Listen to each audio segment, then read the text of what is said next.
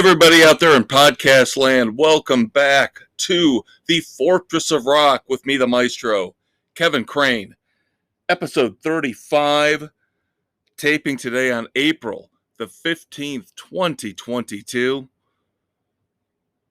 I'm not a religious guy, but I hope you have a great Good Friday. I hope you have a fantastic Easter weekend. Plenty for you to do out there. Of course, get the kids out there with an Easter egg hunt. Guys, USFL starts this weekend. Bristol Dirt Race. So much fun stuff for everybody out there. And of course, I will let you know what music to listen to. Not only new stuff, but maybe some bands you've forgotten about when we travel back in time in the third segment and look back at some classic album releases that I'm really looking forward to. But of course, segment one, as always, on the Fortress is News of the World, our tribute to Freddie Mercury and Queen.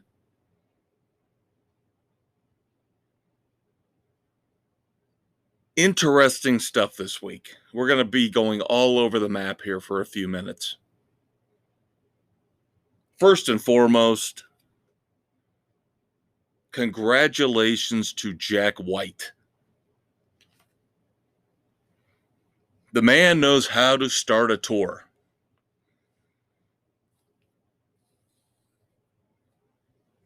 His new album, Fear of the Dawn, just came out last Friday, and we will review it for you next Friday here on The Fortress. The first show of his tour to support that album, and of course, he's got another album coming out in July. Details TBD.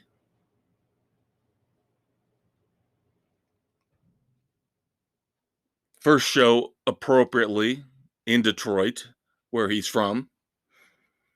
Not only proposes, but gets married on the first show of the Fear of the Dawn tour. I have never had the privilege, never had the pleasure of seeing Jack White yet in concert. Hoping at some point in time in the near future to make that happen. Sometimes his music is brilliant beyond belief. Sometimes it infuriates me. But this is just so cool that he got married on the opening night of his current tour. So congratulations to Jack White. Now on the flip side, music frustration on many fronts. First off, you know how I feel about new music versus cover songs. And yes, you can call me a hypocrite, considering my favorite band is Van Halen, and they were well known for cover songs. We'll get to that later.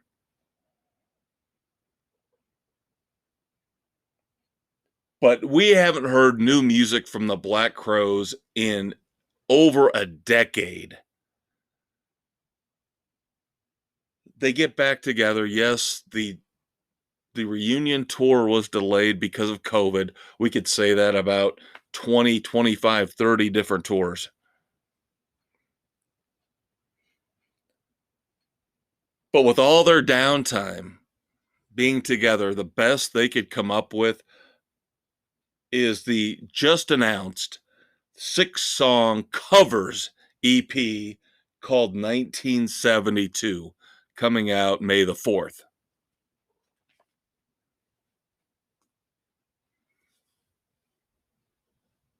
Come on! Give me something more. I know the Robinsons have this in them. I know they do. This is just pathetic to me. And again, I understand the current music business model does not reward people for releasing new music. And again, that's a topic we're going to get to when we review Aldo Nova's new album coming up in segment 2. But you're telling me you guys couldn't come up with any original material in all this time? Even songs individually, Chris and Rich had written on their own that they couldn't bring in and bring back together and form a Black Crowes song?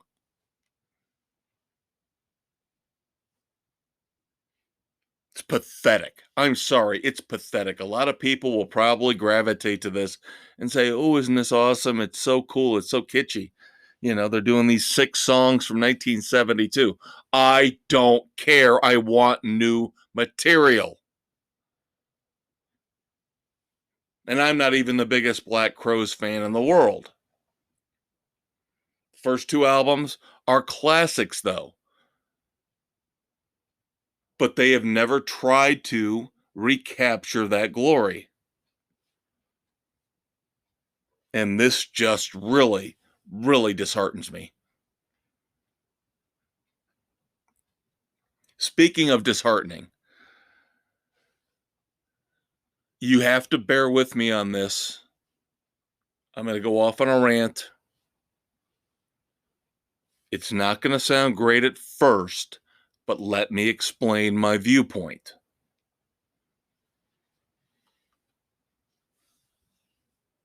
New supergroup,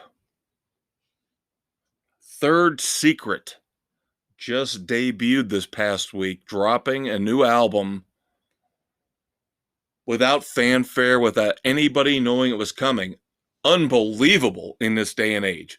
Unbelievable that there was no advance notice of this coming out. Now, who, Maestro, pray tell, is Third Secret? Let me just say it takes the best of the best from the grunge era. Lead guitarist Kim Thayil from Soundgarden. Drummer Matt Cameron from both Soundgarden and Pearl Jam. Bassist Chris Novoselic, of course, from Nirvana. Right there, we should all be going apoplectic. Who's the lead singer? Who did they bring in as the lead singer?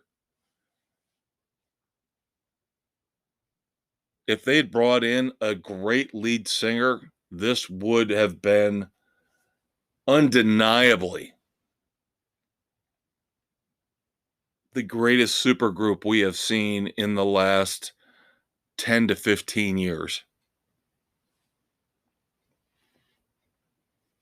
Here's where you're going to get mad at me. Here's where you need to show patience while I explain my viewpoint.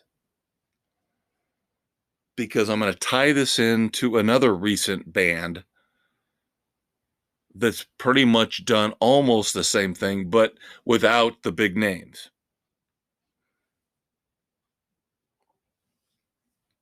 So again, you hear Kim Thayil, you hear Matt Cameron, you hear Chris Novoselic, and you go, lead singer's got to be somebody phenomenal. Boom, blow my mind. The ultimate supergroup in the last 2 to 3 decades, right? No. They brought in a couple unknown female singers, and I've listened to a few of the songs on their album. I have dabbled, I have sampled some of Third Secret's surprise mystery album, and it is so underwhelming and so boring. And here's where I'm going to tie into what Alec Lifeson did here a few months back. And now his band's new album, Envy of None, has just come out. There is a difference between just trying to go with the current flow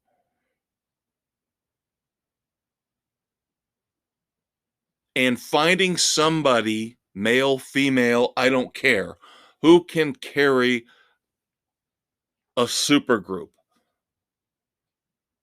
who can carry a legacy act like an Alec Lifeson, like a Kim Thayil, Matt Cameron, and Chris Novoselic, of course, included in that group. I have the same problem from what little I've heard of Third Secret with what I heard from Envy of None, is these female singers bring nothing dynamic to the table. And I'm not singling them out because they're female singers. I reviewed a band called Skills about a month ago, featuring two guys I admire beyond belief, from Night Ranger and Brad Gillis, and David Lee Roth, solo band in Billy Sheehan. And I didn't think that lead singer brought anything great to the table, even though the Frontiers record president put him in this band because he was so over the moon with this guy. I feel the same way about these female singers with Envy of None and now with Third Secret. And there are so many great female singers out there. You could say, well, they're taken. That doesn't mean you form a band with singers of a lesser level of ability or talent. Maybe you just wait until you find another one who's better. We've got Evanescence, Amy Lee, Pretty Reckless. We've, of course, got classics like Pat Benatar, Debbie Harry, Joan Jett. There are so many great female lead singers out there who establish a presence with unbelievable voices.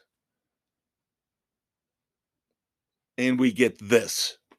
Boring, boring, boring. Envy of None, boring. And right now, Third Secret, boring. Despite the fact you have Rock and Roll Hall of Famers backing them up. And again, I've pointed out, it goes with guys too. There are plenty of boring ass male singers out there too. But in this case, because these bands released their first material so soon, so closely together, I have to call the connection. I have to point it out. Third Secret and Envy of None. This is the stuff that will turn rock and roll fans away because it's not dynamic, it's not good, it's just boring crap that seems like these guys just want to play some kind of a PC game and say, look how in touch we are with modern society. We've got female lead singers. How about you get a good female lead singer? How about you write powerful material to let your female lead singer shine? Not boring ass crap like Envy of None and Third Secret are putting out.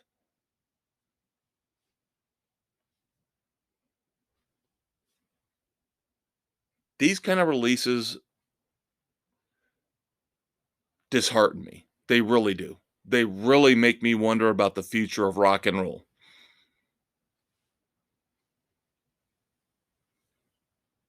The classic bands that are still together, all they want to do is tour, play their greatest hits, make money, what little money right now they're making, playing 40-year-old top 10 songs. Then you get guys from bands that we all know and love putting together these awful, terrible, terrible bands with little or no energy, little or no creativity. This tells me right now, number one, Neil Peart is missed. He's obviously the guy that was the driving force behind Rush, because envy of none, if Alec Lyson, this is the best he can do, and this is the best he can put out, he was not. He's proving to me he was not one of the driving forces behind Rush. And then you get Third Secret.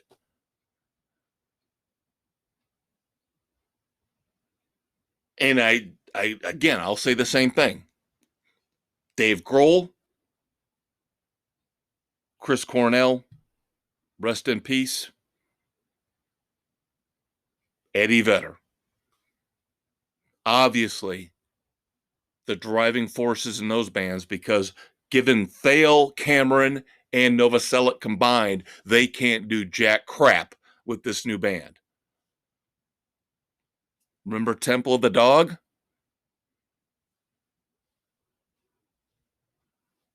Chris Cornell. A little bit of Eddie Vedder in there. And we reviewed Eddie Vedder a couple months ago without the guys behind him, without McCready, without Cameron, without Stone Gossard. He doesn't seem like he can do anything. That's why they are a cohesive group that is in the Rock and Roll Hall of Fame.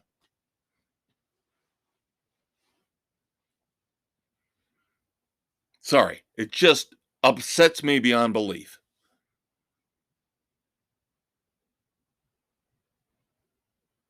More often than not, 75% of the time, I'll say.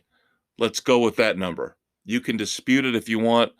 Drop me a line at the Fortress of Rock. Check out the Facebook page. Put a comment on the page there once this episode is posted. You let me know what supergroup has actually exceeded expectations. Last week we talked about Asia. I would say they were one of the few. And if you dare bring up somebody like Bad English, shame on you. HSAS, I would accept that as an answer. Okay, finally, speaking of supergroups, wrapping up here, segment 1, News of the World. Everybody out there knows I am a Van Halen fanatic. And we've got plenty of Van Halen stuff coming up later in the show. But little tidbit that popped up this week on Ultimate Classic Rock, and as always, I acknowledge them. They are my favorite music website.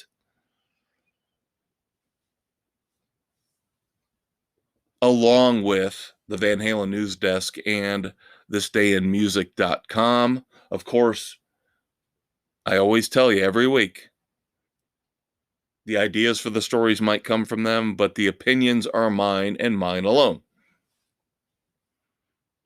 So Jason Newsted, former bassist for Metallica,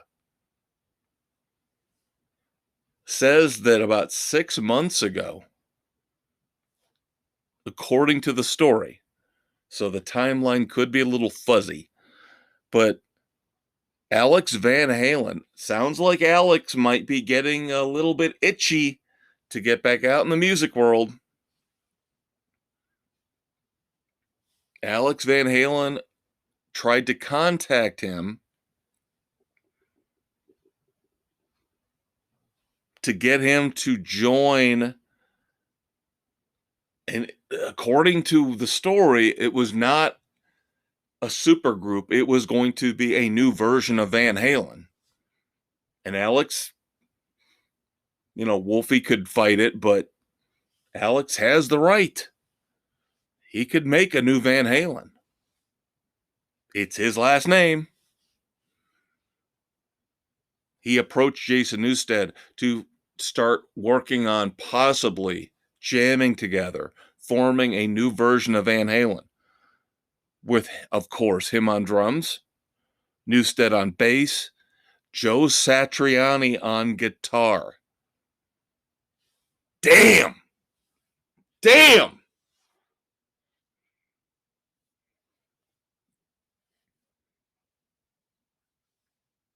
I am a staunch Van Halen, religious Van Halen supporter. And this intrigues me. This intrigues me. The key would have been who's the lead singer, and they never got to that point. So that's why, as intriguing as 3/4 of this Van Halen, let's call it Van Halen 2.0 would have been. You could say Van Halen 4.0 technically, but without Eddie, I think the other ones stand alone. This would have been 2.0 to me. But boy, that lineup. Oh, again, we don't know who the lead singer would have been. But I'll tell you what, you can't get much better on drums, bass, and guitar than what Alex was supposedly formulating. Newsted, Satriani, and Van Halen. Who could have taken over on vocals? Let's discount David Lee Roth. Let's discount Sammy Hagar. Let's assume they're not bringing Gary Cherone back, who I still think just people have underrated Van Halen 3 beyond belief. And of course, Extreme is phenomenal. But who would you have reasonably put in, as the lead singer of the new Van Halen? If that was Satriani, Newsted, and Alex backing this lead singer. Again, drop me a line, check out the Facebook page, drop a comment there. Wow, this was just got my pulse racing for a couple minutes when I read this story. And of course, Alex is very secluded, very private, so he will not confirm. Maybe we'll hear from Satriani at some point about this.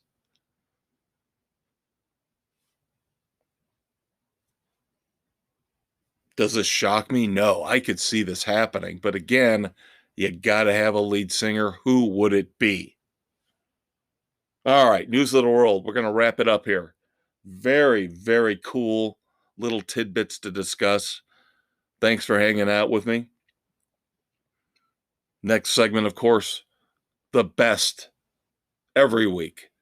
Breakdown. I finally give you my review of Aldo Nova's The Life and Times of Eddie Gage. But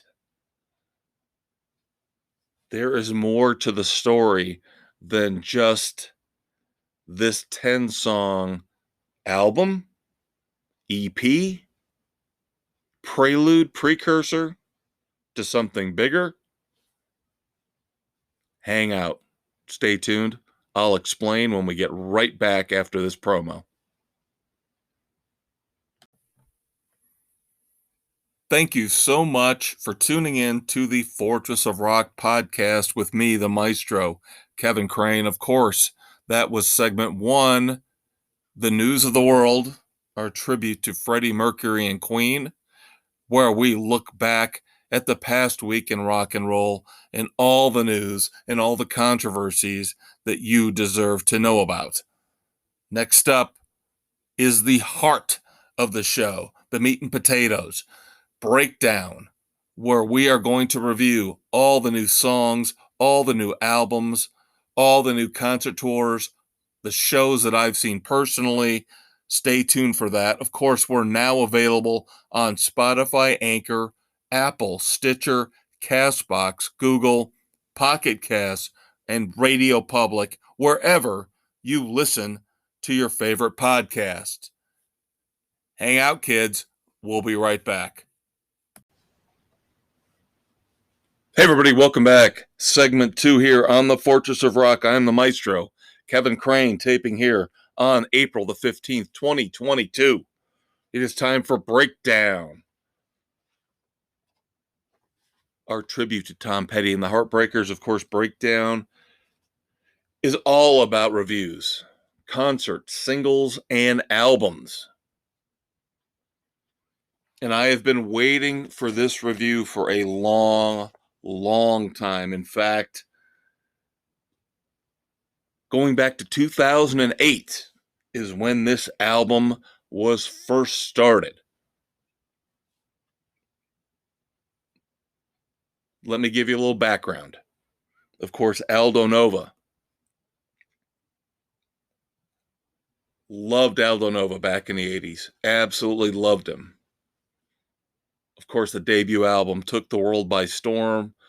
Hit single, hit video, Fantasy. But the entire first album was top to bottom unbelievably great. Of course, Aldo Nova is a guitar wizard. Second album, Subject, had possibly his best song on it, Monkey on Your Back. He's also done Blood on the Bricks, Twitch. And then he faded away, not into obscurity, but he decided to go into another direction, producing and writing. Wrote songs for the likes of Celine Dion. And then, out of the blue, we start to hear about this rock opera project he's been working on, again, since 2008. My guru, my mentor, he knows me barely because we met for 2 seconds at a concert last year. Eddie Trunk, who I aspire to be like. I want to keep the flame, the fire of rock and roll going just like he does. Listen to his interview today with Aldo Nova from about a month ago on his podcast as I prepared for this review. Now, Aldo Nova has been working on this, as I mentioned, for over a decade. Now, I had heard initial rumors were that there were over 100 songs in play for this rock opera called The Life and Times of Eddie Gage. Now we get what was called on its release a 10-song EP. And in this interview, Eddie Trunk points out to Aldo Nova, hey, we're not really used to hearing 10 songs being called EPs. Usually it's 4 to 6 songs. Aldo Nova says, no, this is an EP. I have got the full rock opera pared down in its final form coming out in August. So supposedly we're getting a 20-song, roughly 20-song full rock opera of the life and times of Eddie Gage coming out here at the end of this summer in 2022.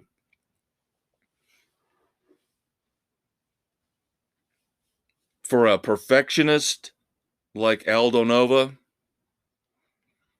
I don't know. I'll take what I can get. Check out the interview with Eddie Trunk on Eddie Trunk's podcast on Spotify. It's very entertaining. The first part of that episode involves the lead singer of Crocus.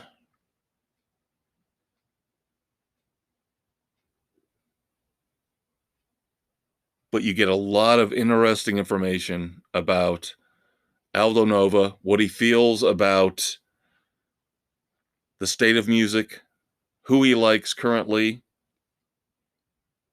Hint, he loves Wolfgang Van Halen, so that endeared me to him again, immediately. But also his thoughts on the current state of the music business. Yes, he's cynical. Who wouldn't be?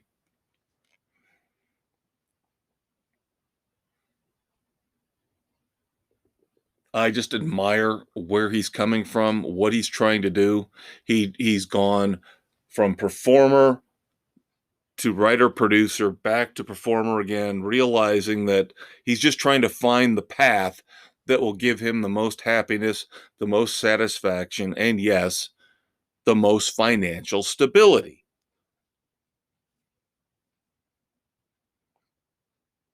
So, we have a 10-song EP called The Life and Times of Eddie Gage, which to me plays like a coherent concept album. So, as always, when we review an album here on The Fortress, let us go track by track. First up, Hey Lottie Dottie. Rockin' beyond belief.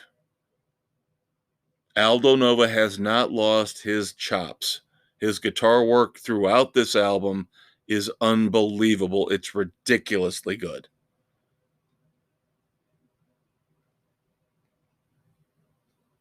Is there anything on this album that is on the level of Fantasy? No. Fantasy was lightning in a bottle.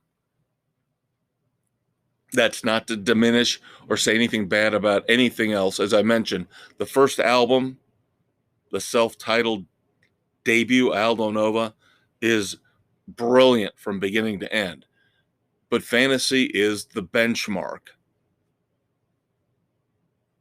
You'd be hard-pressed to find anybody to reach that level on their second, third, fourth, 20th, 50th try.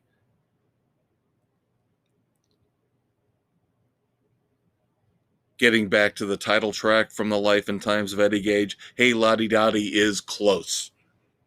It is molten rock. It is great.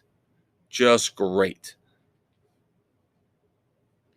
Bear with me. I'm going to review the songs and then we'll discuss the overarching themes involved. And I will admit to you right now, this is like a college project.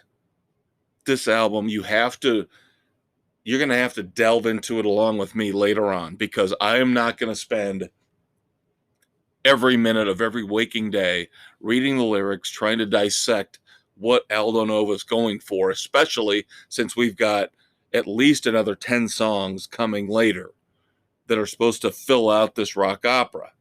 But I will give you an overview of what I think he's going for. It's not anything really unbelievably deep, but if we just take this for what it is, we go, Hey Lottie Dottie, fantastic. Second song, Free Your Mind. We reviewed that here on The Fortress a couple months back. Really, really good. Song 3, Follow the Road, is probably the weakest song on this EP. And again, I hesitate to call it an EP because 10 full songs to me is a full album. But Follow the Road is not terrible. It's actually good. It would be great for anybody else. But with an ambitious project like this, I maybe expected a little bit more, especially with over a decade of producing and songwriting and engineering to sharpen things up. And even Aldo Nova, again, in this Eddie Trunk interview, admits he would do this thing piecemeal, send it to his engineer, so his engineer had to re-engineer everything over and over and over again. So Follow the Road might be the weakest song on this EP. And again, that being said, it's not bad. It's kind of a mid-tempo to ballad level song.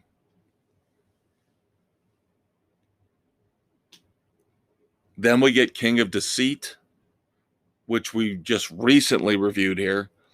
And we told you this song feels like it's not a standalone. This is not a song that somebody just writes and says, hey, I've got a hit single.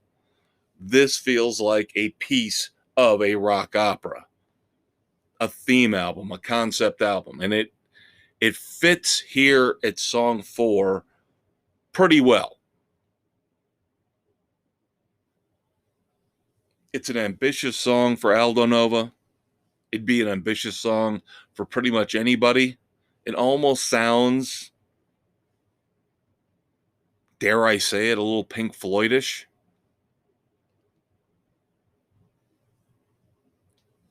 Now we get to song 5. I have had contradictory viewpoints on this. I've had other people who've listened to this album tell me they think The Bitch in Black is awesome. And maybe because it's probably the most modern sounding song on this.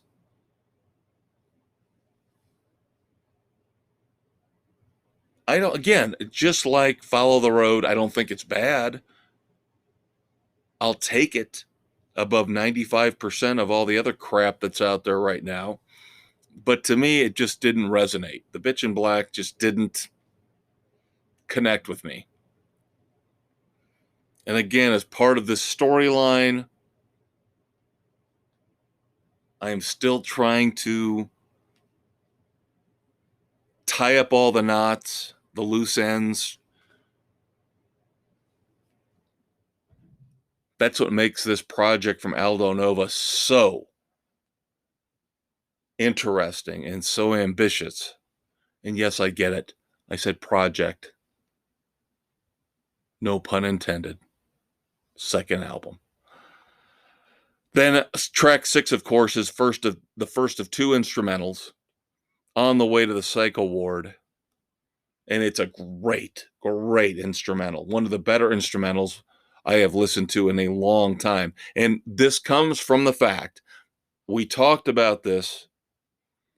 We've been trying to review Joe Satriani and Steve Vai. We've got a couple other ones that are coming up here in the next month or two from guitarists putting out instrumental work. All I can say is they would wish and they would hope that they would have something as good as On the Way to the Psycho Ward. This is phenomenal. But again, this is only a break in an otherwise normal, dare I say normal, rock album with normal song structures. Nothing wrong with sticking an instrumental in once in a while. And again, when we get to I Want to Go Back, we'll talk about Diver Down from Van Halen, and we'll bring up the instrumentals. Nothing is wrong with putting in instrumentals here and there now and then. Just, it's a full album of them is a little much to handle. That's why On the Way to the Psycho Ward works so well as a break here. Then we get to what I think is the best song on The Life and Times of Eddie Gage. Again, the EP. Boy, I am looking forward to the full 20, 25 songs, whatever it ends up being. If you've got stuff in your pocket, Aldo, that you're hiding from us, that you're not going to let us listen to yet, that's better than this, man, this is going to be good. Because when all is said and done, and of course this was released months ago, this is dark. It rocks. It ties the album's themes together perfectly. I'm not going to say it's typical Aldo Nova. Those of you who listened to that first album, maybe this is a little more reminiscent of Monkey on Your Back with the dark themes involved. But boy, I love When All Is Said and Done. And then you get the most ambitious song on the entire EP, Say a Little Prayer.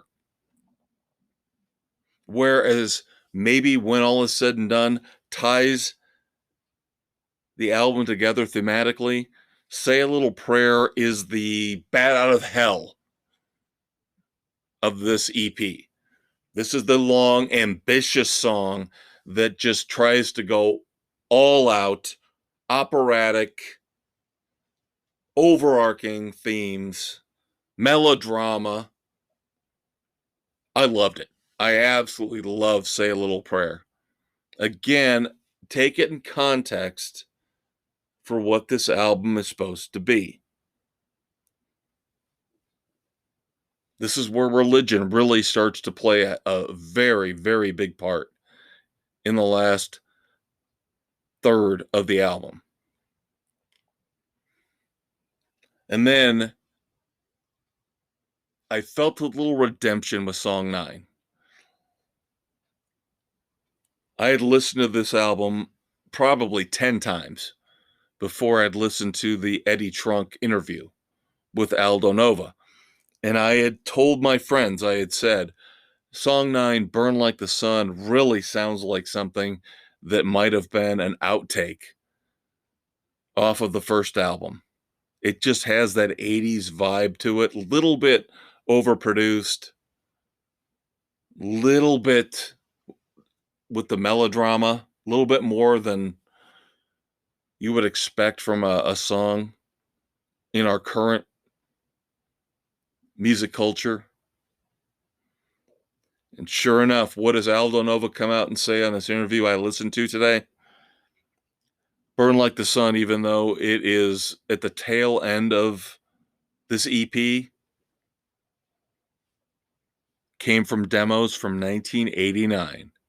Thank you! Once again, the Maestro knows what he's talking about. So Burn Like the Sun, the 9th track on the EP, The Life and Times of Eddie Gage. Sounds like an 80s holdover. That's not a bad thing. And maybe it's there for a purpose. Maybe it's there for a reason. And then finally, I wonder what Aldo Nova was thinking by putting Les Angeles in the instrumental at the end of this, track 10. I get the title. I know it fits in with the whole redemption, selling your soul, finding religion, finding clarity thing, which is what we really need to talk about here when we get into looking at this album as a whole. But as an instrumental, it's just kind of weak. It doesn't ruin the album. I just kind of would have preferred something a little stronger. And again, who knows? Who knows where this fits in if he is indeed going to put out a full rock opera at the end of the summer. He's saying August. We're going to get the full Eddie Gage opera. So we'll see. So let's wrap all this up.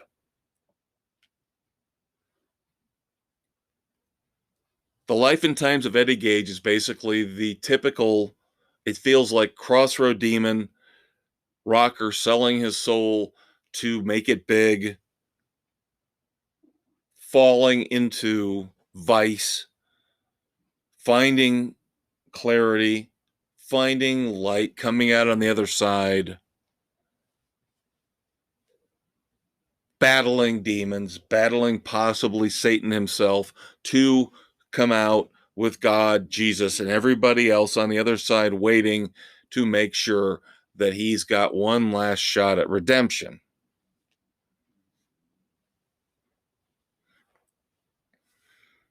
And that's why I think Song 9, Burn Like the Sun, really, really works, is because Aldo Nova, again in this interview, which gave me a lot more perspective on what he was trying to do with this. He says, yeah, it's autobiographical, but not completely.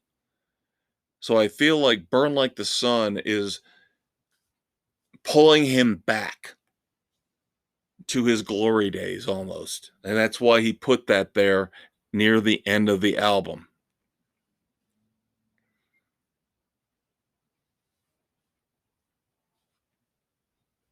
Again, if we get more, we'll discuss it, we'll review it, and maybe we will be able to break this down more. But I'm telling you, this album is phenomenal, especially if you want to look into the depth of the lyrics, where he's going, what he's trying to say about the music business, about his life, about the life of these fictional characters he's created. Eddie Gage, the King of Deceit.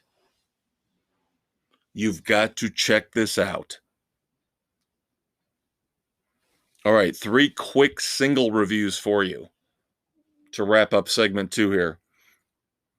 I'm going to give you the 2 really bad ones coming off the high of reviewing Aldo Nova. So let's do a little janitorial work, and then I'll give you a high note to end the segment on. I didn't know if we were going to review this or not, but I decided let's go ahead and do it. I don't like politics, especially here on the Fortress. I can't stand the world we live in. It's so divisive, and I am not taking sides. I can't stand late night talk show hosts. I can't stand cable TV.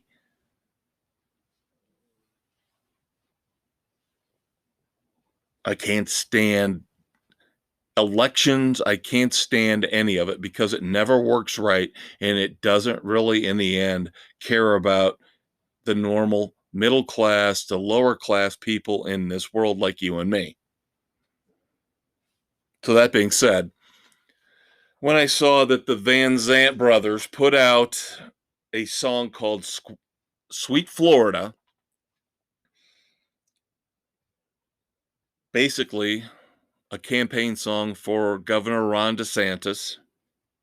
And again, I am not saying one thing or the other about anybody in terms of their political leanings. But this song is awful. This song is just awful. This is so clunky and so. You got to throw Fauci's name out there. Brandon. Of course, we know Brandon is another term for Joe Biden. It sounds like a generic country song. It's just lazy. To me, it's stupid. Again, I'm not taking sides because you would be shocked if you knew how I felt politically. But this song, in and of itself, is not good. It's pretty much garbage. Give me Sweet Home Alabama. Give me Gator Country. This is not an anthem for Florida. This is a couple of guys getting on in their years who, I'll give them credit, they don't care what people think. And if they believe that much in Governor DeSantis to make a song like this, good for them. I wish I had that kind of clout and musical talent. But that being said, Sweet Florida is just not a good song. Also, not a good song. Mick Jagger has just done the theme song to an Apple TV Plus show with Gary Oldman called Slow Horses. The song is called Strange Game. And while Mick sounds really good for his age, I mean, really good, I swear to God, him and Keith Richards have some kind of deal with the devil. They will live forever. They will outlive us all. Maybe that's who Aldo Nova was singing about in the life and times of Eddie Gage. The Kings of Deceit. That being said, The theme song from Slow Horses, Strange Game, it sounds like they're trying to do a take, kind of, sort of, on the Sopranos theme song, and it just doesn't work. Again, just isn't good enough. Just like the Van Zant song, Sweet Florida, Strange Game is just, it's not enticing. It's frankly boring, unoriginal, unimaginative. But, as I mentioned, I am going to end things on a high note here on the breakdown segment with one of my bands that I love that most people don't. Yes, once again, we're going to talk about the Black Moods. Third single from their just announced upcoming album, Into the Night, which will be out June the 3rd of 2022. Third single is Hollywood, and it is the best of the 3 releases so far. Yeah, you can tell by the title, it's a cynical view of the Gold Coast. Well, the Gold Coast is technically Miami, sorry. You know what I mean, Hollywood, the Sunset Strip.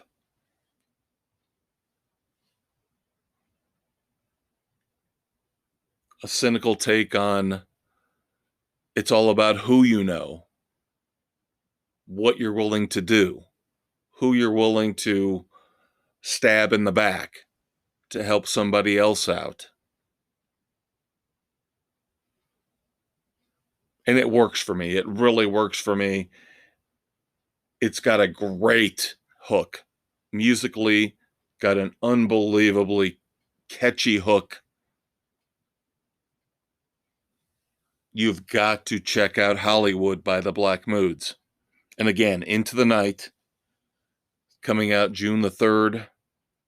I believe that's their 4th album. I will be reviewing it in its entirety, of course, here on the Fortress of Rock.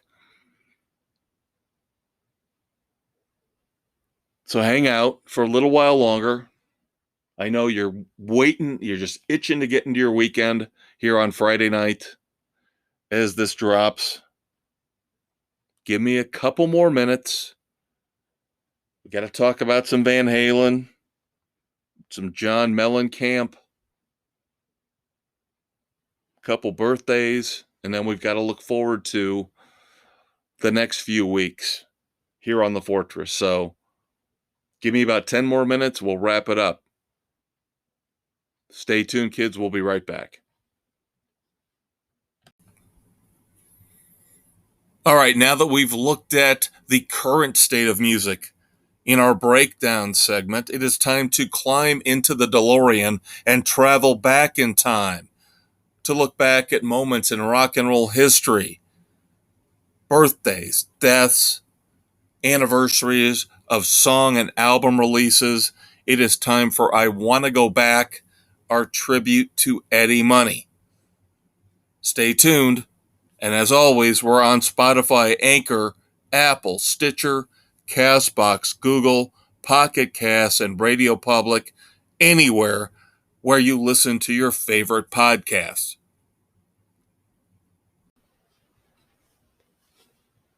Hey everybody, welcome back to the Fortress of Rock. I am the Maestro, Kevin Crane, taping here on Good Friday, April the 15th of 2022. I hope you all have a fantastic Easter weekend. Not pushing religion. I don't do that. But at the same time, a lot of kids got the day off today. So, hey, how can that be a bad thing? I also love to be a proponent for the Monday after the Super Bowl being a holiday. So it's not about religion. It's just about let's take a break. Let's have some fun. Paid day off from work. Day off from school.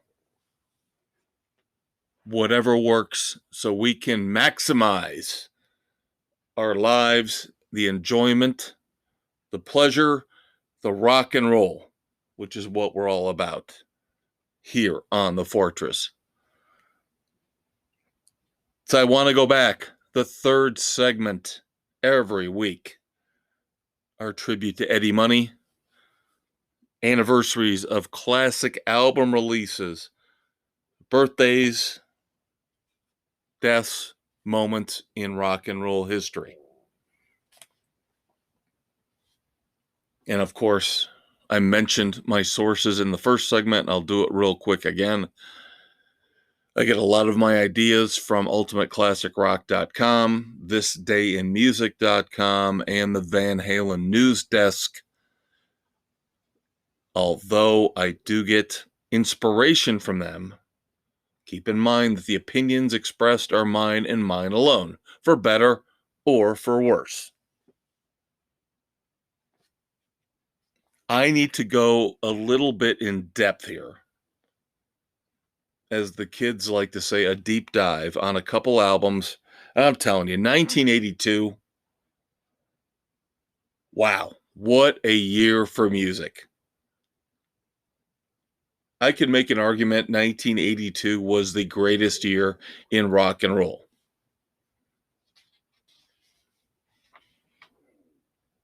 Last week we talked about Toto 4 coming out in 1982. This week in rock history, April the 12th, 1982, one of my favorite albums of all time, was released. He was still known as John Cougar. And I still think that is the greatest, most badass name in rock history. He didn't like it. Eventually, he, of course, got on his high horse, got all high and mighty, and decided he didn't want to rock anymore, didn't want to be the corporate stooge, which I get to a point. But he also lost his ability to write great rock and roll songs. I could do an entire year's worth of podcasts on John Mellencamp. But for now, we'll talk about American Fool. Again, released on April the 12th this past week, 1982, the 40-year anniversary of the release of American Fool. Number one, we can start with the cover. I loved his haircut on the cover. That was the hair I wanted. I mean, Jesus God, look at that. It's rebellious, just dropping down on the one side, covering up the one eye, give you that hint of mystery. Full head of hair, which of course we all wish we had. Especially those of you out there, your 40s, your 50s, your 60s, like me. Damn, that is an awesome picture. Like I said, he probably looks back at that. That might be part of the reason why he's such a bitter man now, is because he looks back at his cover of American Fool and goes, damn, I look good back then. So now I'm going to take it out on the world and be a bitter, bitter old man, paint in seclusion, stay away from the world, put out standard albums, with cover songs of old blues tunes and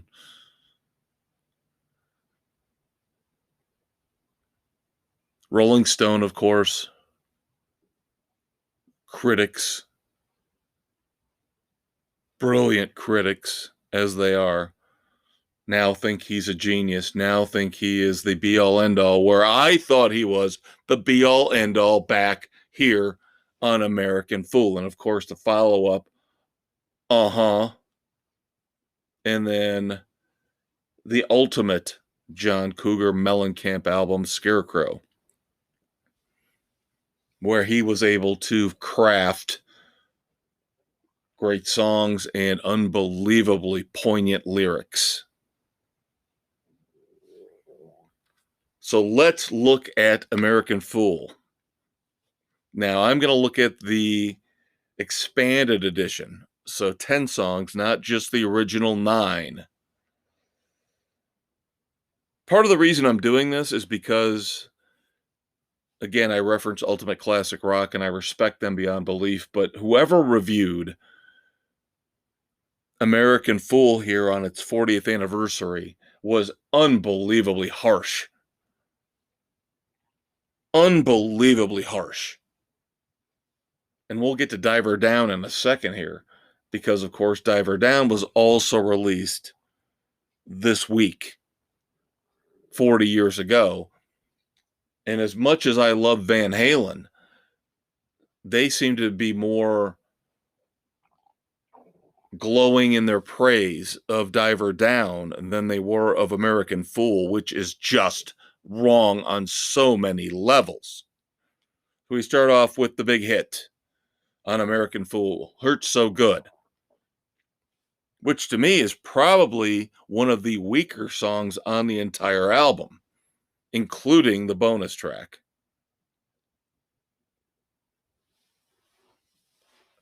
Yes, Hurts So Good is catchy. Hurts So Good is an example of when you've got an album that is so good, that is so fantastic, that you can put this song out as the first single and it becomes a huge hit. That tells you this album is headed to the stratosphere. Because, of course, track 2 was the monster hit that followed Jack and Diane, which Mellencamp can't stand. He's on record as saying he can't stand this song. And I hate to say this, and I hate to use the word hate, and I think I've done it 4 times already. I hate him for this. Jack and Diane is one of the most gorgeous, fantastic rock songs ever put out there. It is a wonderful encapsulation of life in the Midwest, where he grew up, of course, in Indiana, where I reside. Yet he seems so bitter about it now, so angry about it now. And I can understand. There's plenty of things to not like about the Midwest. There's plenty of things to not like about anywhere in America. You tell me a state, you tell me a city, I'll tell you something that sucks about it. And I'll also tell you something that's probably wonderful and magical about it. And that's what Jack and Diane is for the Midwest and for Indiana. It's wonderful and it's magical. If you haven't lived here, you don't understand the resonance of this song. And it just doesn't hold for Indiana. It holds for growing up. It holds for teenagers in the 80s. Hold on to 16 as long as you can. It would be hard for me to find somebody else who knew how to write about teenage angst and still rock and still be serious and still have a spine and a backbone. John Mellencamp could do it. And that's why I still am so angry and bitter at him for turning angry and bitter. He's basically abandoned this part of his career. And it was so wonderful and so fantastic. And I can't stand him for it. Song 3, Hand to Hold On To, yet another bittersweet growing up song that resonated with us when we were in our teens listening to American Fool.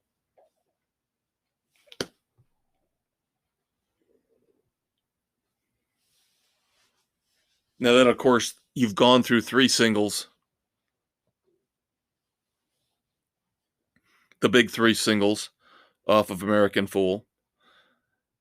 Now is where you've got to make your decision on what you really think about this album. Because then we go Danger List.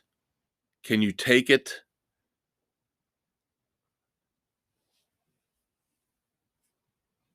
If you want to choose weak points on this album, to me, those are probably the two weakest spots. You've been to the pinnacle, you've been to the top with Hurt So Good, Jack and Diane, and Hand Hold On To. Such a great bittersweet song. And I'm not saying anything, there's nothing wrong with Danger List. There's nothing wrong with Can You Take It? I love them. For anybody else at the time, they would have been hits. But with the greatness that was American Fool, they were throwaway tracks. But then you get to arguably, to me, the best moment on this album, the underrated, vastly undervalued, one of the greatest rock songs, in my opinion, ever written, Thundering Hearts. Again, another Midwest, growing up, adolescent, teenage passion song that just rocks. It blows the doors off your Camaro. It blows the doors off your El Camino, your Pacer, whatever you were driving back then. Sorry, Pacer owners, former Pacer owners. I know that's probably not a great joke, since the doors literally blew off of Pacers. I just cannot tell you how much I love Thundering Hearts, the operatic Midwestern feel to the song.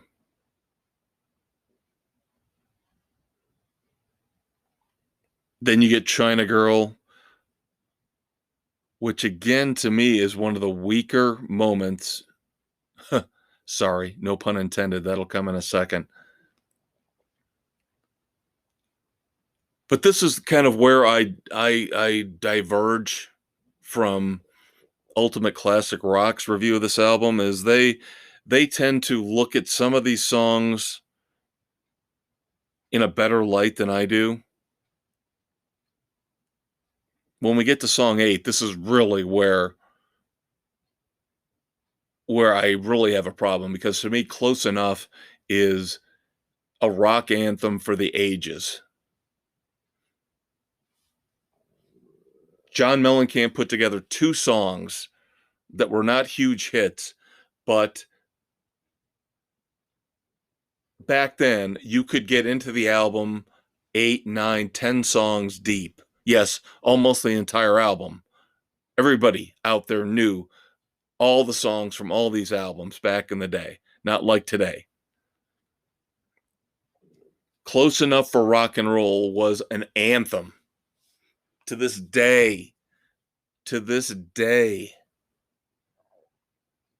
40 years after the release of this album, I will still tell somebody, hey, it's close enough for rock and roll. I will still say that to this day. The other one, of course, Play Guitar.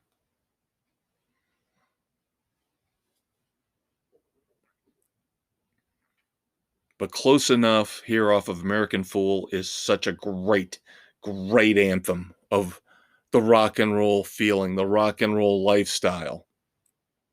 Whether you were 15 or 50, you knew what he was singing when he said, close enough for rock and roll.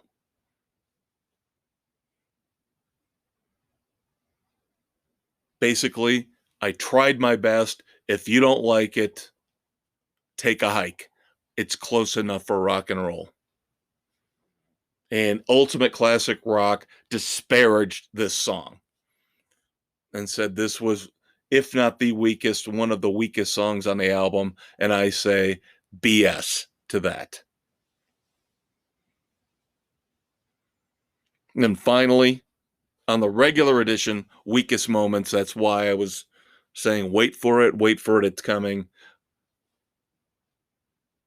Weakest Moments is not a weak moment on this album. Weakest Moments is a wonderful, tender, fantastic closing song for American Fool. Now, of course, in the original version, that's it, 9 songs. The extended edition, which came out years later, features the title track, American Fool. Now, the fact it's tacked on at the end does not do the album any favors. If they had figured out a way to put it in, I still think Weakest Moments should have been the closing track. American Fool might have fit really well between Danger List and Can You Take It? Because I like American Fool a lot.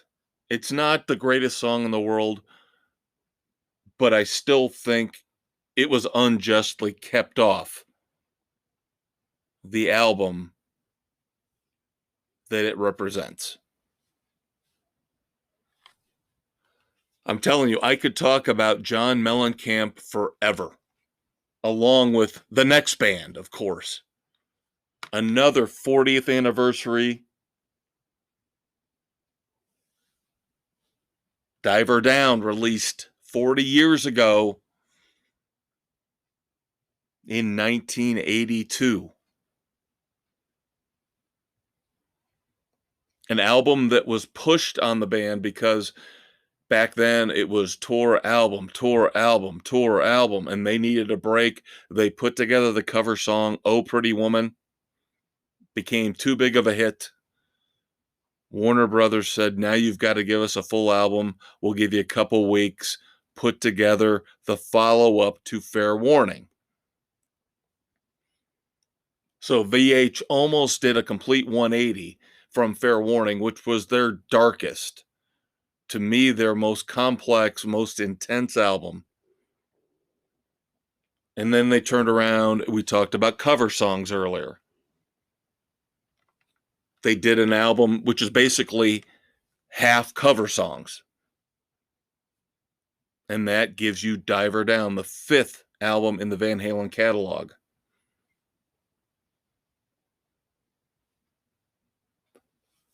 Here's where Diver Down is both underrated and deserving of criticism.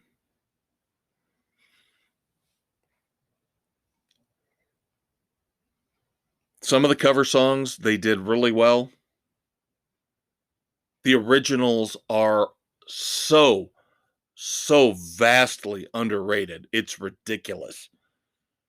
I wonder what could have come of Diver Down if they had been given more time to put together more original songs, because Hang 'Em High, Secrets, Little Guitars, The Full Bug are unbelievable, prime time, intense Van Halen. Yes, I know Secrets is not intense. Secrets is so subtle, so in ways sweet. It is such a well put together song, just like Little Guitars, The Full Bug, and Hang 'Em High, of course, full bore Van Halen onslaught. But of course, then you've got all the filler that was forced on them because of the timeline, because they only had a few weeks to work with. So you get a great Kinks cover. Of course, we heard that before from the band. Where Have All the Good Times Gone, which I still love to this day. Oh Pretty Woman, I mentioned earlier. I'm not a big fan. I'm not. I'm sorry. It's okay. It is one of the weaker Van Halen songs in their catalog. I don't care if you're talking Sammy, Gary, or Dave. Dancing in the Street is a little better. Still not a huge fan, but I like it more than Oh Pretty Woman. Then, of course, at the end, you got Happy Trails, which Yes, it's technically a cover tune, but it's a goof, and I love it. And I love the fact that they like to do it in concert. It fits. It fits at the end of this album. And of course, Big Bad Bill is Sweet William Now. These are the kind of goofy things Van Halen did. Now, the thing about Big Bad Bill that is so fantastic is, of course, the Van Halen's father played clarinet on this. And then what I've read, it was at the behest of David Lee Roth. He was the one that said, let's get Alex, let's get your dad to play the instrumental on this. So maybe, hopefully, at this point, things weren't going terribly for the band. Of course, this was the start of the downfall of the first incarnation of VH with David Lee Roth.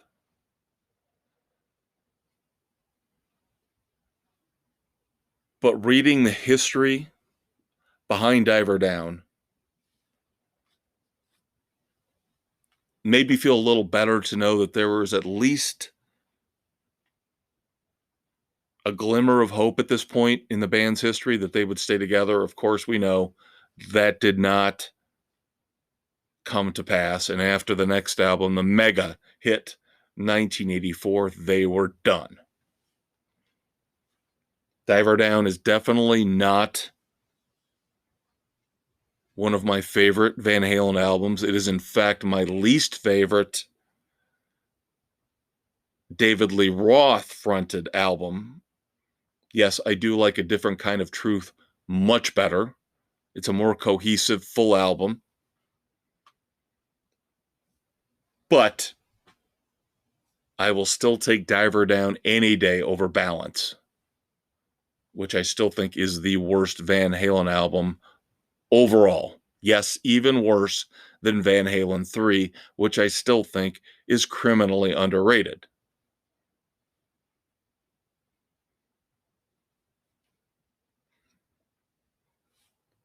Finally, on this day, April the 15th in 2001, unfortunately, a tragic note. Joey Ramone passed away on this day. And I'm not claiming to be a huge Ramones fan. Of course, as a rock and roll fanatic, I do know a lot of their stuff. I was actually talking with a friend of mine on Facebook today, and he pointed out we were talking about music in another context, and he happened to bring up psychotherapy. And he was talking about the Ramones, and of course I mentioned Joey, passed away today in 2001, and talking about Skid Row's version of psychotherapy. But again, I'm not going to pretend to be a Ramones fanatic, so Ramones fans out there, I feel for you.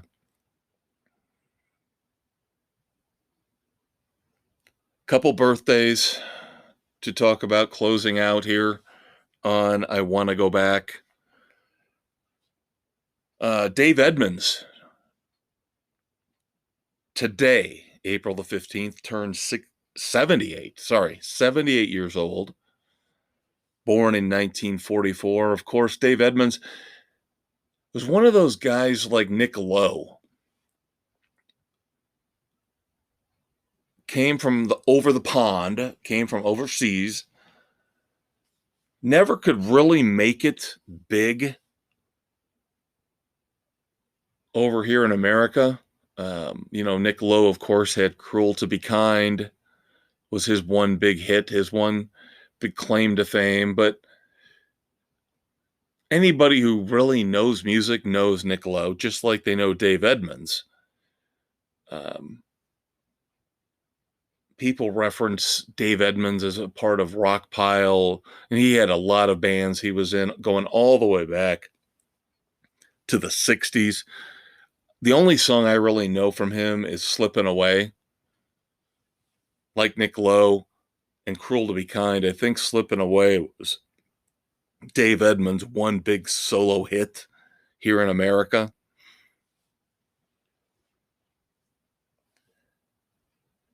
And I always like these type of singers, these bands, these acts who persevered and just have ground it out year after year, decade after decade, and just tried to stay relevant.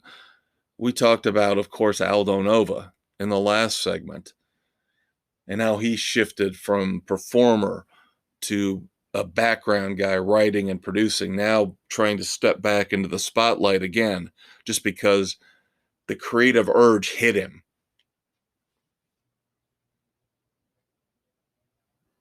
And I always loved and admired guys like that, women like that, performers like that, who would try their best to keep persevering and to keep creating and to keep themselves in the spotlight. Now, that's a double-edged sword.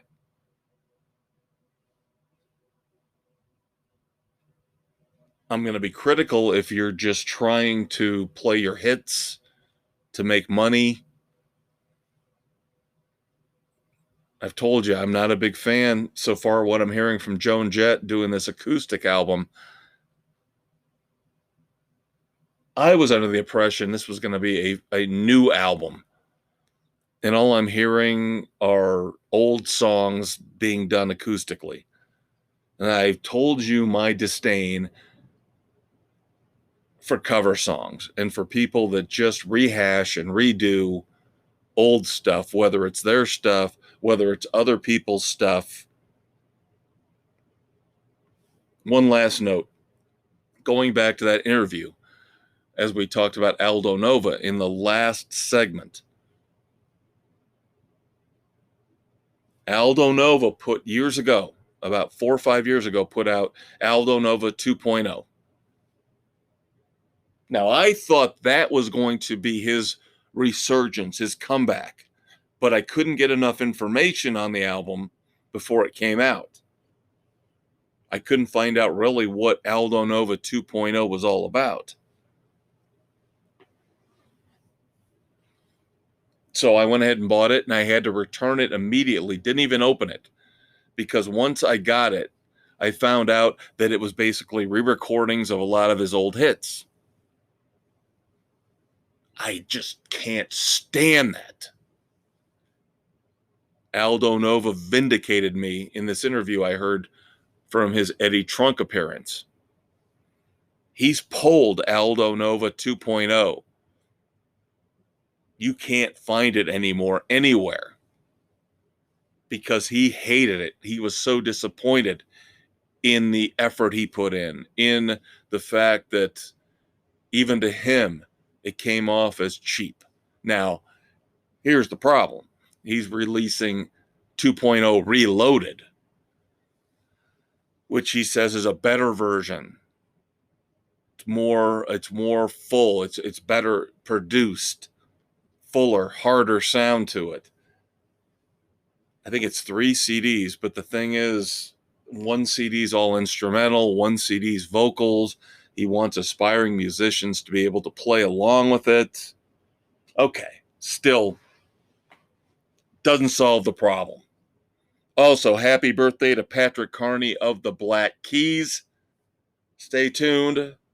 The Fortress is going to wrap it up here in just a minute.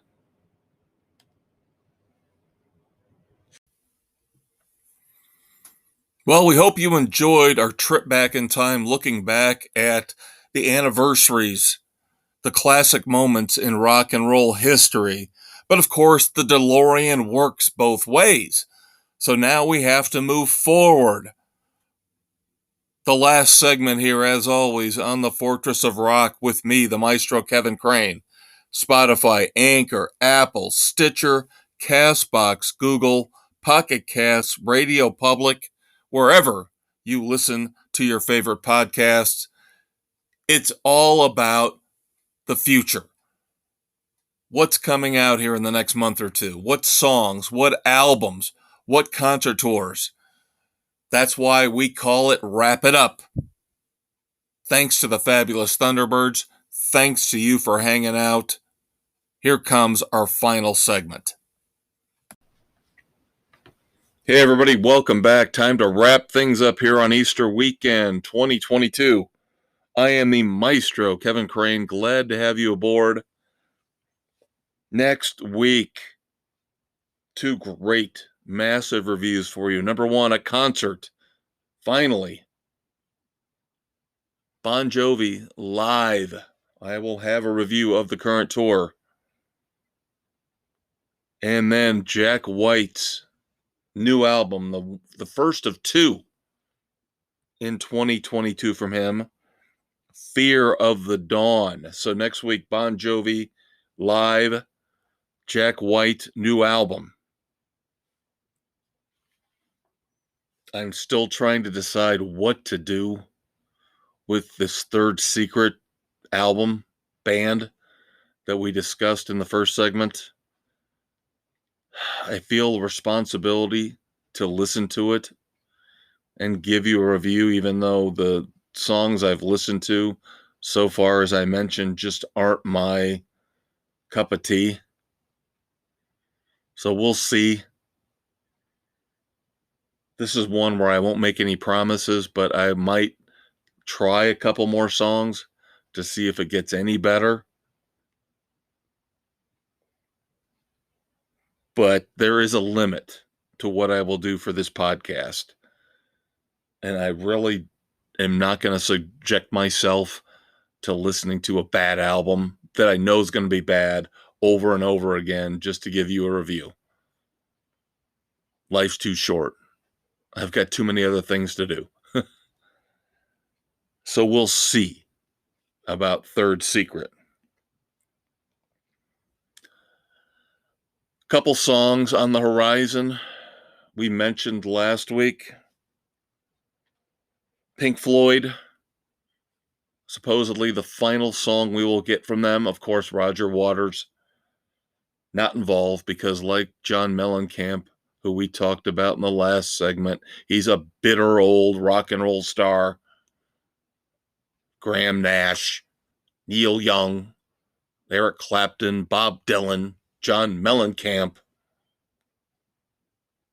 and Roger Waters. The grumpy old rockers club.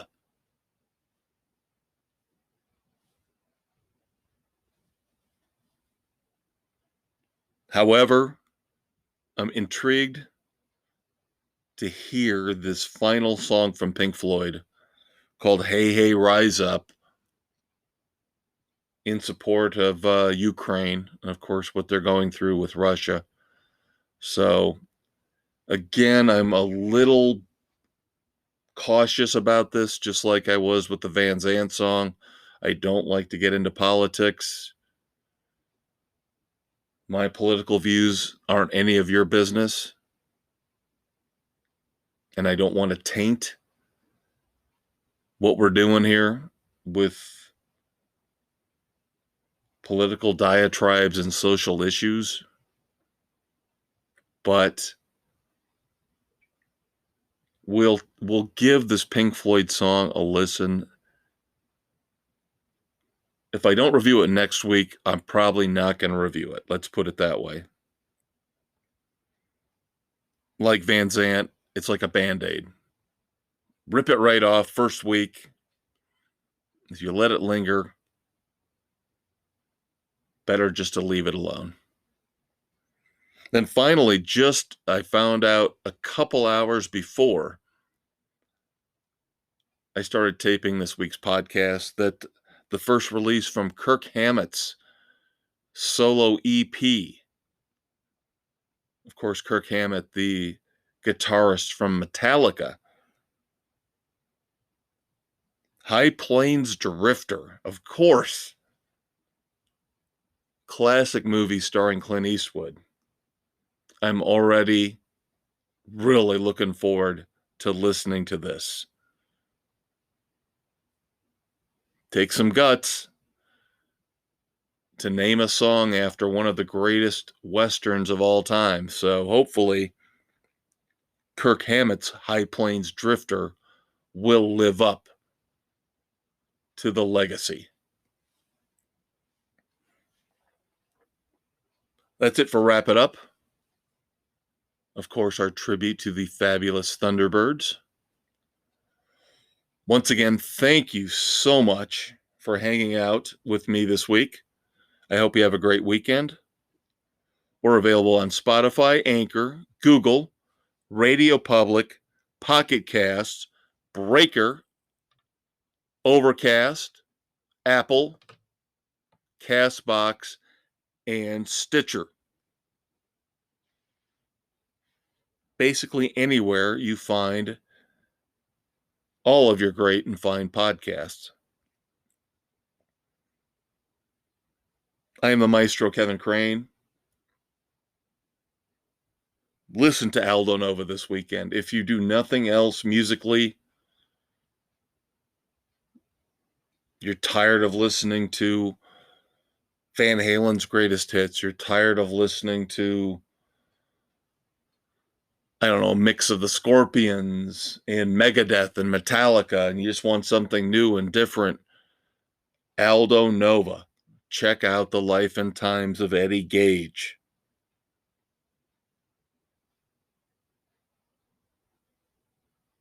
I hope the weather is good where you are. It still sucks where I am.